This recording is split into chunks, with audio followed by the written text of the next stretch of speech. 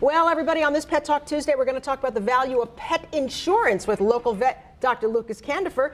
And we're going to meet the most adoptable pet from the Buffalo Animal Shelter. And we have Karen Vizzi, who has brought along Cam. And Cam is a senior, you were saying, Karen. Yes. Mm-hmm. Cam is 8 years old, approximately. He came to the shelter as a stray just before Christmas, and he is sweeter than pie.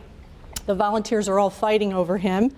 We love him so much. He's such a good dog, and we want to see him. He's warm and fed, but he needs to be on a couch. Yeah. And you were saying that he probably will be doing good in a home where he may be the only dog. He'd probably be happiest as an only dog, but his interactions with other dogs are he tends to just want to ignore them. Okay. So he might lives his own life. Yeah. He might do well in a house with another mellow dog, but as usual, the shelter always requires a meet and greet with any dogs in the home, just to make sure everybody gets along. Okay, and he's going to need a little exercise. Yeah, he's a big boy. He's a big boy, right? He's got some pep in his step for an old guy. Okay, all right, fantastic. That's Cam, everybody. And the shelter is open today. If you want to head on down for a meet and greet. Dr. Candifer, for people who are wondering about pet insurance, who should get it? So it's a really good question, and really it depends on what you're looking for out of your pet insurance. Just like on the human side, there are a wide range of coverage options, and some people think they're covered for one thing, and unfortunately they're not. So pet insurance is a phenomenal idea. When your pet gets ill, the costs can be really expensive when we're trying to make sure we manage what conditions they have, especially chronic conditions, diabetes, kidney disease, and certain types of cancer. There's a lot of treatments that are out there that we want to make sure that are available, and sometimes without pet insurance, the cost is just too much for people to afford, and understandably so. Right. Now, do they have to get it when they're a puppy? So they don't have to get it when they're a puppy, but just like on the human side, when you're healthier and you're younger, your insurance is typically a little lower versus when you're much older and you're expected to have some conditions. Then we see that it becomes more of a burden cost-wise. So there is a website I always recommend people to go to. It's called PetInsuranceUniversity.com. There's hyphens in between each word, but a veterinarian was asked this question a number of times and said she wanted to do a research and went through and said make sure it covers chronic conditions and not just for the first year that you have diabetes. That could be a lifelong problem, and 1 year of coverage isn't going to get you too far.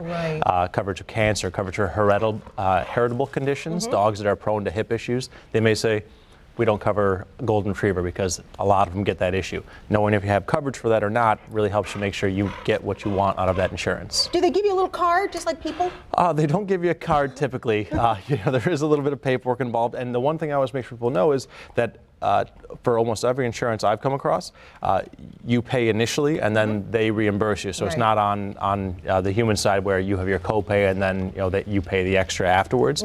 You're responsible for the bill ahead of time, and then they'll reimburse you once the paperwork goes through. Okay, so I can understand. So that means all of the offices, it's no problem because people are going to pay you directly, and then they will get reimbursed from the insurance. Right, and especially without knowing what's covered, making sure you talk to your veterinarian, say this is what we have, and they can help walk you through. This is what you expect long term. And make sure you have the right insurance. And insurance is great when you have a young puppy and they eat something that you need multiple very expensive surgery to remove. Then you're covered for that point. But just like on the human side, if you put $50 away a month for your dog, you'd probably have a good bank account for your dog, and you could take money out of that as well. So starting early really helps. I remember Dustin Yerman, who's our normal volunteer, was saying that he has pet insurance for his dogs, and it saved him thousands on an operation he wasn't even sure he'd get covered for. So it can really, really be the difference. No, it makes treating your pets much easier, and it just covers a lot of them cover a lot of things that really help you